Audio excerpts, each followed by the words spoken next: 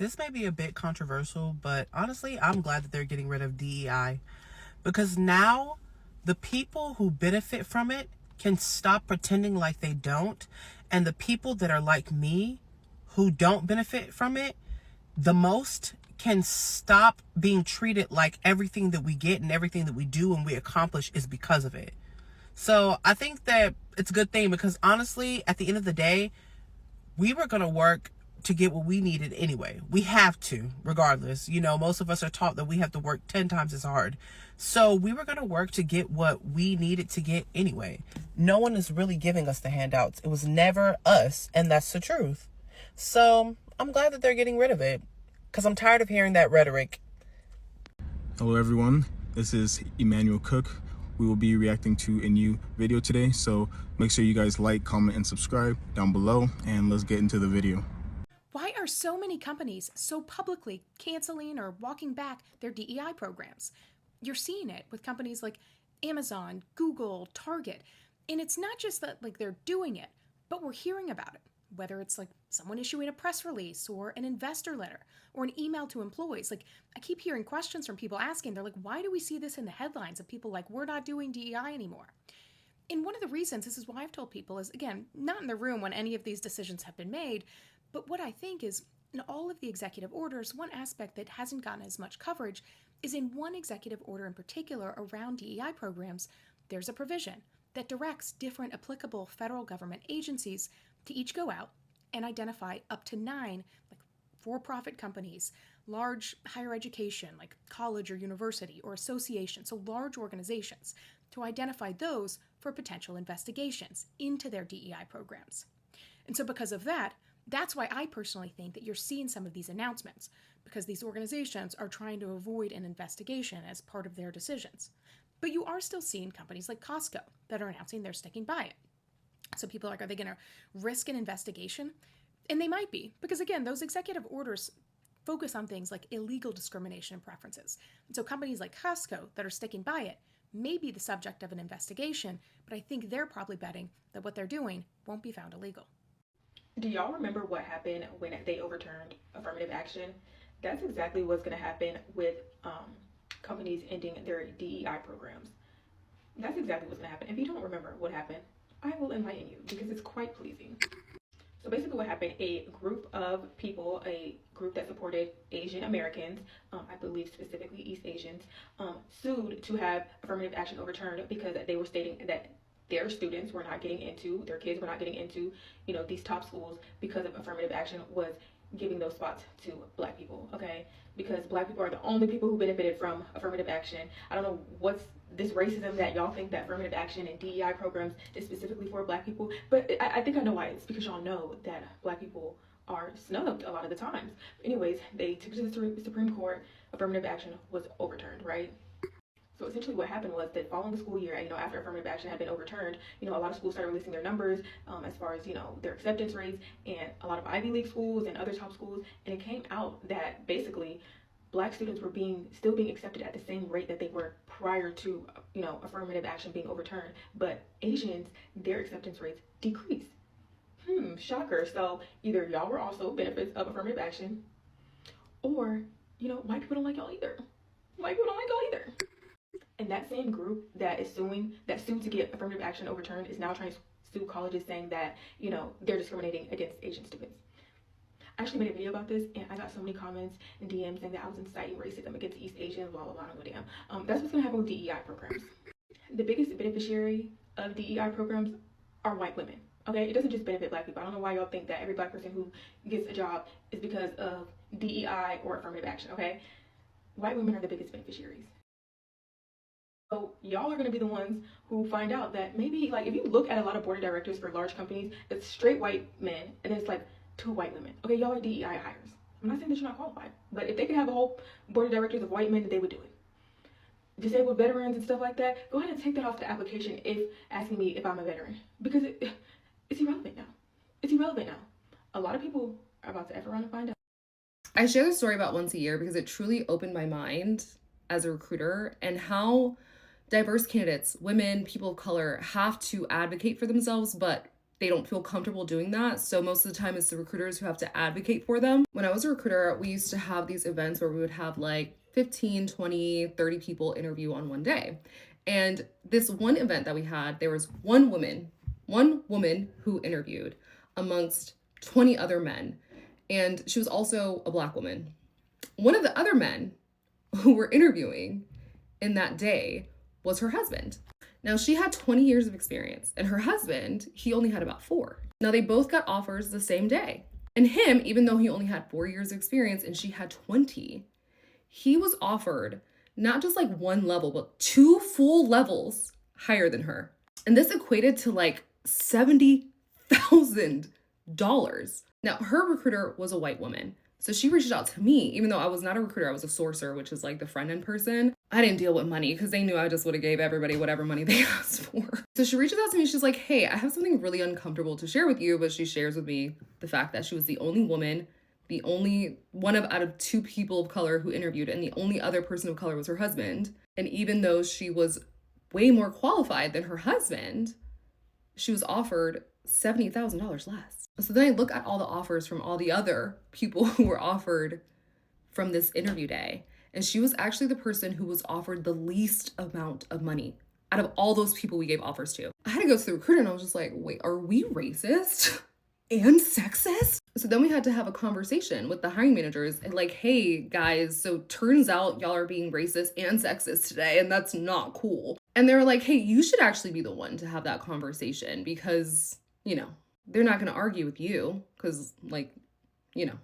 And did I do it? Of course I did, because what else was I supposed to do? People get so lost when we talk about diversity and inclusion practices, thinking that we're saying, hey, we should give unqualified candidates a chance at this job just because they're Black or a woman. But in reality, it's so stuff like this does not happen, because she shouldn't have even have to say that. And she wouldn't have known if her husband hadn't interviewed and got an offer too. And these things are happening all the time. And that is why diversity and inclusion was there. It's not about giving unqualified candidates jobs. It's about making sure that the qualified ones are getting the right jobs that they're qualified for, that they're very qualified for. The craziest part about this story is the hiring manager's first thought was like, oh, then we should just offer him less instead of just offer her more. That was the solution. I was like, I don't think that we can just say JK.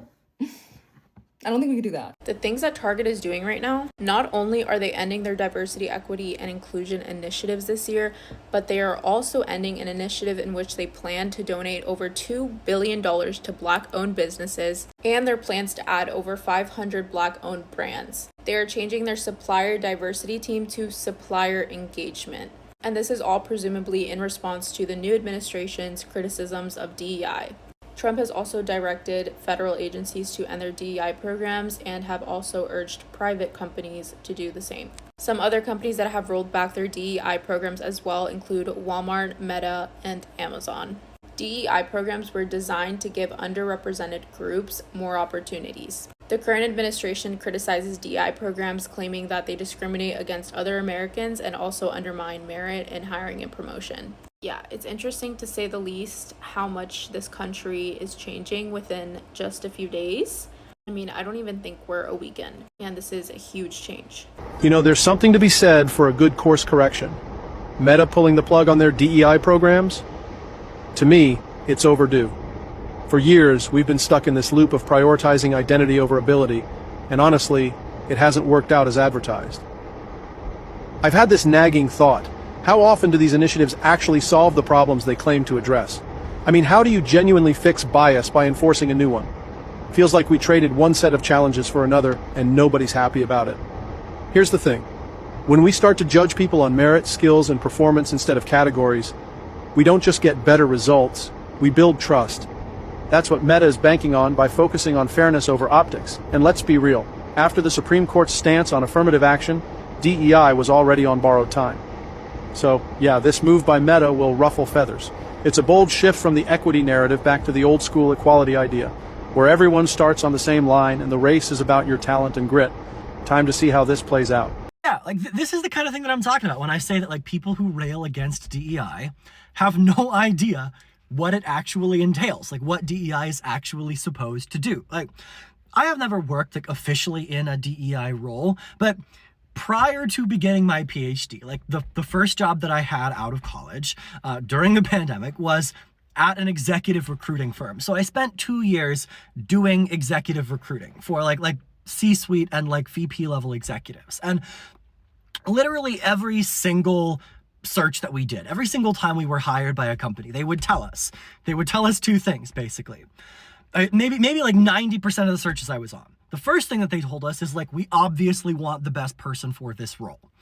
But the second thing that they told us is, we believe that the best person for this role might come from a background that we wouldn't think to consider.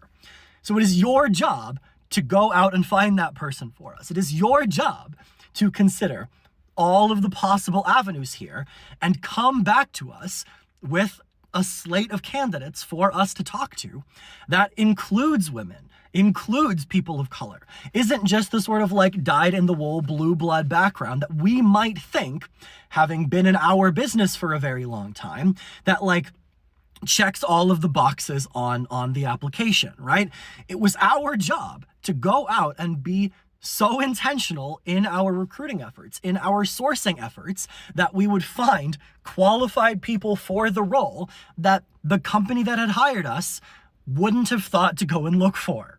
And importantly, in contrast to how I think a lot of people often envision these decisions get made, at the end of the search, when we had a slate of, say, 2, 3, 4 candidates, if we were lucky, right, that they talked to, that had been all the way through the interview process, that they liked, that they felt were qualified and could do the role, when it came down to who they were actually going to make the offer to, not a single one of these companies, across dozens of searches for many different kinds of businesses, none of them went, you know what, this white guy would be best for the role, but we're not going to hire him because we want somebody who's non-white in this company.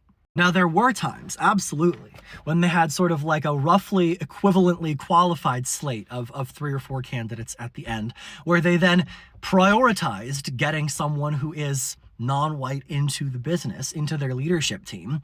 But that was because they felt they had a compelling business interest in doing so, because lots of their employees are non-white, and they wanted to have a diverse leadership team leading a diverse employee base. And if you think that that doesn't sound like a compelling interest, well, then I would refer you to the United States military, who do the exact same thing because they recognize that it's probably not a very good idea to have an all-white officer corps leading a very diverse enlisted population. The United States military considers this such a compelling interest that even after the Supreme Court struck down the usage of affirmative action a couple of years ago, the military were like, fuck you, we're gonna keep doing it anyway. And they did. And then when they got challenged for it in court, the Supreme Court agreed with them. The Supreme Court held that it is a compelling national security interest to have a diverse officer corps. And that compelling interest merits the use of these kinds of policies that prioritize diversity among qualified applicants, or, in the case of the military, qualified officers who are in line for promotion. Essentially, what the Trump administration and various state governments are trying to do with this anti-DEI push, with this attempting to make businesses curtail the practice, is to say, you are not allowed to take into account your best business interests, and you are not allowed to take into account the well-being of your non-white employees. That, coupled with the fact that these programs are very explicitly intended to counter the pervasive society-wide discrimination and disadvantage that many non-white people face, which I talked about in the video that this comment was left on, if you want to go listen to that. You're basically saying you are not allowed to address discrimination in your business and in your applicant pool.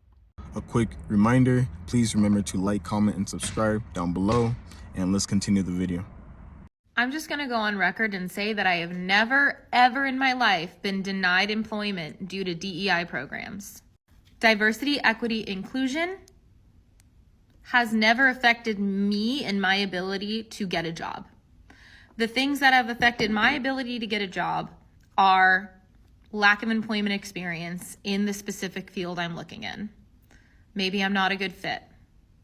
Maybe somebody else who was looking for the job too was more qualified than I am.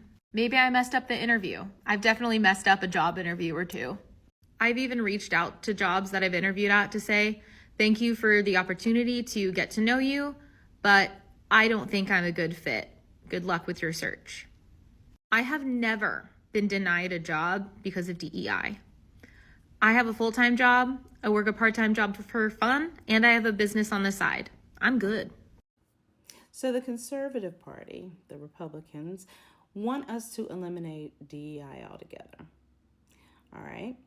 Well, there's one area that deserves attention in this. If we're truly going to do this, that's removing demographic information in job and school applications. If we're truly committed to creating a level playing field for all individuals, then it's time that we remove questions about race, sex, and ethnicity from these applications.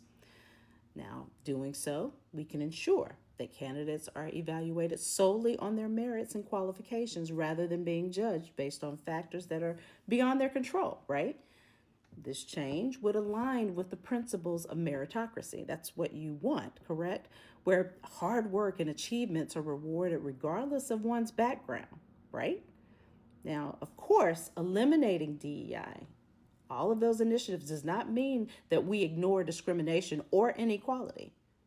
Perhaps it may mean finding new ways to address these issues without resorting to quotas or other policies that can be seen as unfair or divisive. Just as we recognize the unfairness of college admissions that favor wealthy families, so too should we acknowledge the potential biases inherent in using demographic information in job and school applications. Both of these practices can reinforce systemic inequalities and prevent talented individuals from reaching their full potential. So, removing demographic information from one's application is one step towards creating a more level playing field. But, as we all know, that's just one piece of the puzzle. There are many other systemic issues that contribute to inequality and hinder social mobility, such as wealth disparities, unequal access to education and resources, and nepotism. So if the FOTUS wants to remove DEI altogether for a more meritocratic approach to hiring and admissions, then privilege and access need to be part of the conversation. I'm just saying. All right, so I have two solutions for this. One, every single hiring manager has to have a diverse background, right? Every single one. We have to move the whole age, gender, and all of that from job applications. We truly have to move that whole thing from there and hire solely based on merit. Not race, not this, not that. Be fair. Fair and equal in all things. I used to work at a large bank, and they had pretty robust DEI programs in place, and that included employee resource groups. Employee resource groups are completely voluntary. They are always employee-led. They're in addition to your regular job. It's something extra that you do.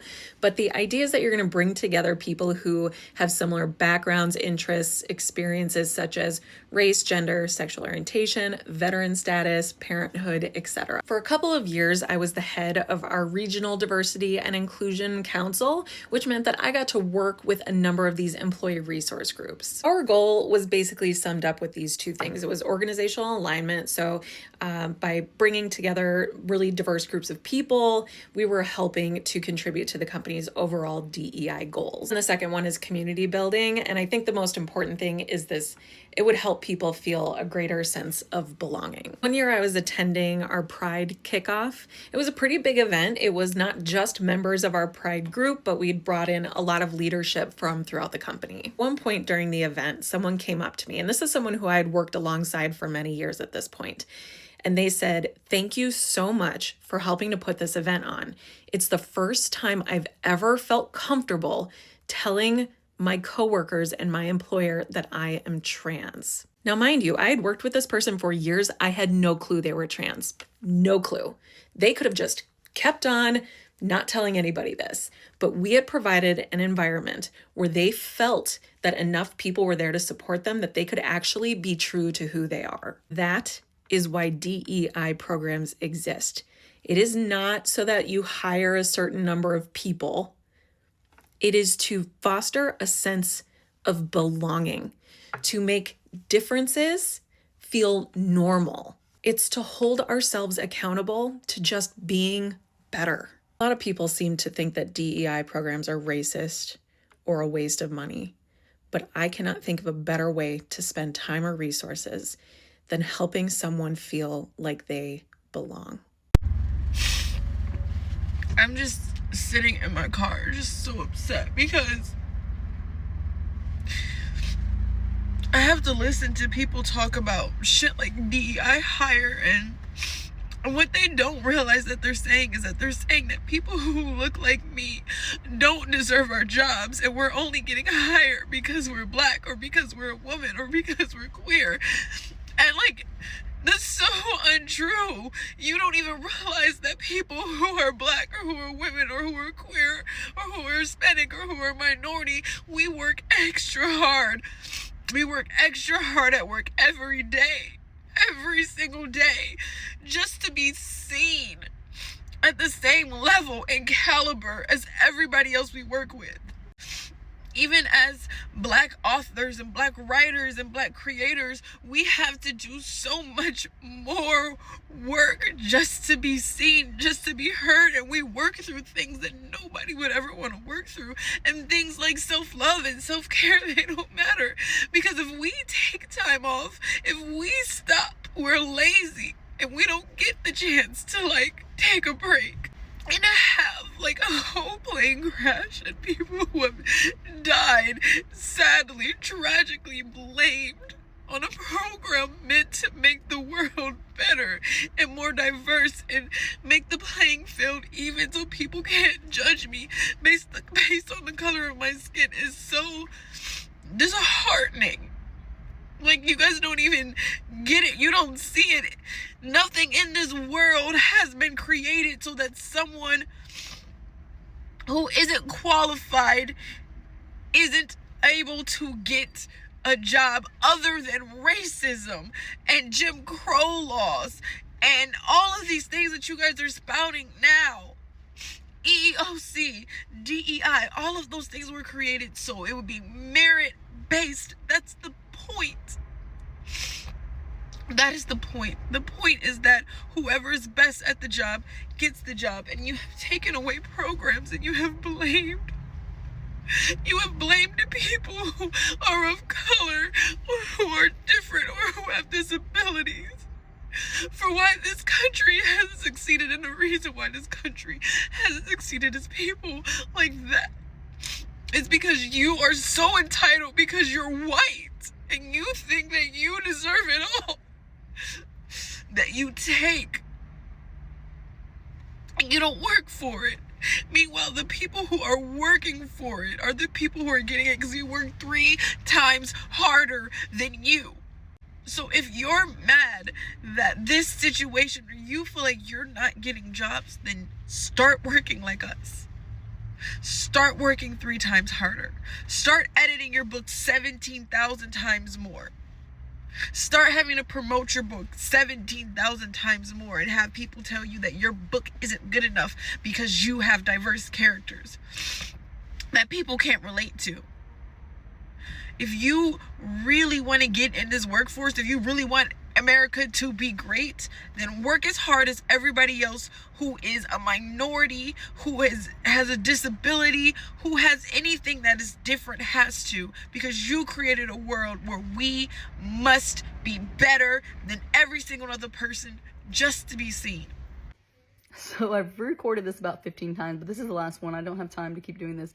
I just want to say 2 things. One, if you're in Texas, please call your reps and vote against vouchers. They hurt the public education system. They also set up a private school to get more money than what public schools would get for each student. And private schools don't have to adhere to the same rules or even accept people with disabilities, learning disabilities, that is, specifically. So why are we wanting them to get more funding when they don't have to follow the rules? Or our funding, why would they want to take our taxes when they don't have to follow the same rules? The other one is DEI. DEI statistically benefits white women more than anyone, and it benefits veterans. So when these people that are so against it, a lot of them are very pro let's have Veterans Month, but then they're against DEI. Not understanding the voucher program. Please call your reps, email your reps, whatever you have to do, convince them or try to convince them, or at the very least just ask them to vote against it. Hi everyone. So one of the questions I've heard from people on the left is why Trump and conservatives focus on dismantling DEI policies. And I wanted to share an example of an experience that occurred in my family that illustrates why DEI is counterproductive. So I have a daughter who just turned 17, and she is one of the smartest people I know. She is brilliant, very well organized, and ambitious in everything she does. She is already a senior in high school and recently received admission to one of the universities here in our state. She got a full ride scholarship because she had a 4.0 GPA and played in the orchestra as a violinist and participated in various extracurricular activities that made her a top candidate. She got a 32 on the ACT. As you can probably see, I am very proud of her. So over the weekend, I had a friend come over and we shared with her the fact that my daughter had a full ride scholarship. And immediately, one of the things she wondered was whether she got the scholarship because she was Black. Right in that moment, my wife's ears perked up. She immediately felt the need to defend the fact that my daughter had worked her butt off to get the privileges that she was currently enjoying. She had to do that because she knew that our daughter's hard work, her perseverance, the fact that she even got her CNA certification and is now working as a CNA while finishing high school, all that work would be minimized under the idea that she got where she got because of the color of her skin. DEI literally robs people of their accomplishments. It robs them of their hard work. It forces other people to be suspicious of whether someone like my daughter earned the opportunities she has. And for those who embrace the victimhood mentality, DEI forces you to devalue your own hard work. When you succeed, it forces you to see yourself not as a product of genuine intelligence, brilliance, or hard work, but as an anomaly that fell through the cracks and got lucky. So it not only robs you of your accomplishments, it also makes you tell other people that your success should only be seen not as a stepping stone or as a beacon of encouragement for others, but as an anomaly that others should not expect. What kind of mindset will this engender in the lives of our next generation if we keep telling them that just because they've succeeded doesn't mean others behind them can succeed as well? This is a toxic way of thinking and should be eradicated from our society. I am proud of my daughter. She'll be starting college this fall at the age of 17 on a full ride scholarship. She earned it, and I will not let society take that from her. I mean, did my ex think NBC and the Today Show hired my Black ass as a fluke? Like, did he really think I was the DEI hire? Do you know how white the inside of a newsroom is? No, baby, I does this, and I'm quite good at it too. I am a seasoned journalist. I have a master's degree in journalism. I literally studied how to find out. I get paid to find out. I bought this house by finding out.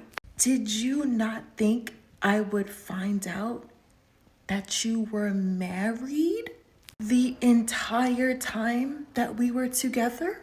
Baby, I am a journalist. What didn't click? Do I need to start an intro to journalism class? 'Cause, child. I don't think people are really understanding why DEI programs are so important, not just for minority groups, but for every business. Having worked at multiple different companies, I have seen time and time again, the main way to get hired is by knowing someone in that company. And just because of basic psychology, we are more likely to know and want to be around people that are similar to us. And so if you think about it, a lot of these industries, especially tech, there's a lot of white men. So whenever they're looking to hire new positions, where are they looking? For other white men. What DEI programs do is to help companies find other avenues to find new types of people to employ. It's not about giving a minority a job, no, they're less qualified. It's about finding minorities that are equally as qualified that you've never just had a chance to find otherwise. I don't really understand how, if companies no longer have funding to be able to invest in these DEI programs, invest in finding diverse talent to hire, how companies are going to be successful. If your company is primarily made up of one type of person, how are you going to be able to sell your product or services to all different types of people? Personally, as a woman, whenever I'm looking for a product or service, I'm going to look for women-owned companies first, just because I want to support other women. If I see a company is primarily ran by white men, probably not going to be the first place I go to. Interesting to see the companies that still are prioritizing DEI programs end up in the long run having more success, because I would bet that they will be. Have you ever wondered what it looks like when you dismantle a DEI program, what it will look like over time? I think a great example of this is the Take Your Daughter to Work Day program, because this is a program that had feminist roots, then it got watered down into something that just doesn't work anymore. For more content like this, hi, my name is Noelle. I am a DEI practitioner, and you can find content like this on my Substack called DEI Underground, just in case this app goes away. All right, now let's go ahead and get into the history here. So Gloria Steinem, back in the early 90s, had put together this really great Take Your Daughter Work Day program, because she was taking a look at the studies, and it was showing that girls, once they got to about middle school age, that their confidence and their career aspirations totally plummeted. Because you know when you're really little and you just have all these big dreams, when somebody says, what do you want to do when you grow up? And you say, I want to be a doctor, I want to be an astronaut. Well, they noticed that for girls, that their big dreams really started to plummet once they got to middle school age. So she put this together in order for girls to have an opportunity to see all the different career paths that are open for them, to see representation of where women are absolutely killing the game in the industries that they're in, ask questions, get a mentor, and so much more. And as somebody who had a mom who worked in the media, it was awesome. We got to see how newspapers were made. We got to meet women journalists. We got to talk to people like my mom who works behind the scenes in research and understand that there's a place for all of us in journalism, which was such a cool experience. We had swag bag. It was a peak millennial experience for girls. So then we have the early 2000s, and people are saying, well, what about my precious son? He doesn't get a special little swag bag. He's not getting all this programming for him. So what can we do for the boys? So they decided to change Take Your Daughter to Work Day to Bring Your Child to Work Day, and it was not good, because at first we're taking a look at an actual problem, which is fixing the gender gap in certain industries, and instead it became sort of like a let your kid come to work with you so he can shadow you for the day, and it just lost complete focus and it started to fizzle out. There's still some companies that do it, but it becomes a distraction for people who are at work when there are kids in the office. There's no real programming. It just doesn't really make sense to keep around anymore. This is what happens when we prioritize equality over equity. When we had an equitable program for girls, we were solving a problem. When we focus on equality, there was no problem to solve, and it became really listless and it had no purpose anymore. And this is what happens when we start to dismantle programs that could really benefit those who are in marginalized populations. It's also a great example of when we say that DEI benefits women first. This is a great initiative that was for women that was taken away because people said it just wasn't fair for boys. Goldman Sachs and JP Morgan resisting the urge or the push to roll back the DEI programs that they have for their companies is something that I'm so impressed by, because I hope a lot of these other financial institutions, they take note and follow their lead, because a lot of you guys don't realize that this just signed, literally you signed your kid's life away. A lot of your kids won't even get hired by some of these companies because they have now eliminated DEI. I worked at Morgan Stanley for 11 years, and towards the very end of me being there, my manager at the time said I needed to do a little bit more outside of my day-to-day in order to get to the next level. And she voluntold me and said, you need to also join the recruiting team, the campus recruiting initiative. That is not my day job. I was just like, okay, I'll volunteer and do it for a few hours. However, she wanted me to be the DEI, the diversity lead. And I was like, okay, the school that I was assigned to was Fordham. It's an HR team specifically managing campus recruiting. However, that team is filled with a lot of white women. And I was just like, okay, well, how are we kind of reaching out to the diverse, the diverse candidates at these schools? And they're like, oh, we kind of go through some of these organizations. And she gave me the fraternities and the sororities. The fraternities and the sororities were predominantly white. I'm not familiar with those fraternities and sororities because that's not my background. That's not my pedigree. So I'm like, okay, what other organizations? She's like, oh, there's some professional or some academia organizations. And I'm like, once again, these are predominantly white ones. So where are we getting the diversity candidates from? And that's when I was like, okay, well, I know of NABA. My background is tax, accounting. I was like, National Association of Black Accountants. You'll be able to find some of them there, the diverse talents as well. I also know a few sororities and fraternities. I was like, we will get a combination of all the Latin, Caribbean, the African American, all the different organizations at Fordham, and get the email addresses for their presidents, email their presidents so that those students with a 4.0 GPA can come to our events. Also, Fordham is I think it's like a high commuter school. The HR rep, once again, she didn't go to a commuter school. She went to, a PWI, and she lived on campus her entire life. So she didn't understand that, okay, it's a commuter school. A lot of these kids are probably commuting home or to work after school. They don't have time to stay after school in order to attend these events that we're planning if we want the diverse hires. So maybe we need to facilitate some of the events in the middle of the day. Me being the diversity lead, that is a diversity thought that I was able to add as value. And companies want that because the diversity of thought is what allows us all to get around the table. Everyone's starting with a 4.0 GPA. However, our lifestyles are different. Some of them don't have the luxury of living on campus. Some of them go home and they have to monitor or babysit their younger siblings. Some of them have a second job or multiple jobs that's allowing them to get an education. So the diversity of thought, the DEI initiative, is also aligned with being able to think like a diversity student and how do we get them.